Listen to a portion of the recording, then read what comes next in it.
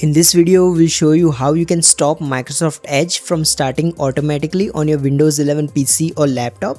So to fix this, first head to the Settings app.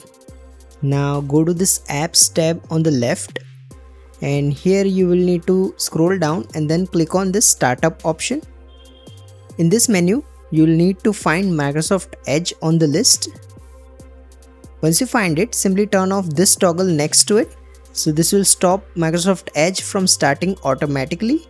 Another thing you need to do is go to this Accounts tab right here. Now here scroll down and click on Sign In options.